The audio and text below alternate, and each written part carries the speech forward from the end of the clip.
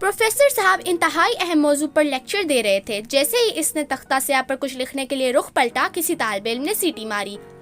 Professor साहब ने मुड़कर पूछा, किसने सीटी मारी है? तो कोई भी जवाब देने पर आमादा ना हुआ। आपने कलम बंद करके जेब में रखा और रजिस्टर उठा के चलते हुए कहा, मेरा लेक्चर अपने इख्तिताम को पहुंचा और बस आज के लिए इतना ही काफी है। फिर उन्होंने थोड़ा सा तवक्कुफ किया, रजिस्टर वापस रखते हुए कहा, चलो मैं अब आपको एक किस्सा सुना देता हूँ ताकि पीरियड का वक्त भी पूरा हो जाए। कहने लगे, रात मैंने सोने की बड़ी कोशिश की मगर नींद कोसों दूर थी। सोचा जाकर कार में पेट्रोल डलवा आता हूँ ताकि इस वक्त पैदा हुई कुछ यकसानियत खत्म हो, सोने का मूड बने और मैं सुबह सवेरे पेट्रोल डलवाने की जहमत से भी बच जाऊँ।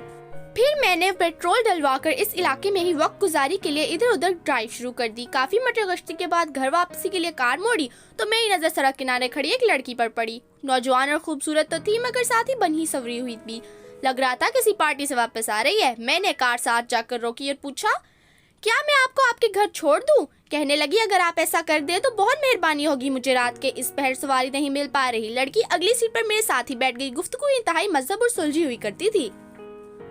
हर मौजू पर मुकम्मल अबूर और मलका हासिल था, गोया इल्म और सकाफत का शानदार अम्तजाज थी। मैं जब इसके बताए हुए पते पर इसके घर पहुंचा तो इसने इतराफ करते हुए कहा कि इसने मुझ जैसा बाशऊर और नफीस इंसान नहीं देखा और इसके दिल में मेरे लिए प्यार पैदा हो गया है। मैंने भी इससे साफ साफ बताते हुए कहा, सच तो ये है कि आप भी एक शाहकार खातून हैं।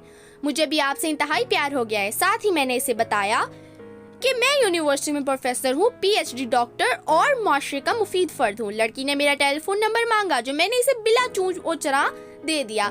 मेरी यूनिवर्सिटी का सुनकर इसने खुश होते हुए कहा, मेरी आपसे एक गुजारिश है। मैंने कहा, गुजारिश नहीं, हुक्म करो। कहने लगी, मेरा एक भाई आपकी यूनिवर्सिटी में पढ़ता है, आपसे गुजारिश है कि इसका ख्याल रखा कीजिए। मैंने कहा, ये तो कोई बड़ी बात नहीं है, आप इसका नाम बता दें। कहने लगी, मैं इसका नाम नहीं बताती लेकिन आपको एक निशानी बताती हूँ, आप इसे फौरन ही पहचान जाएंगे।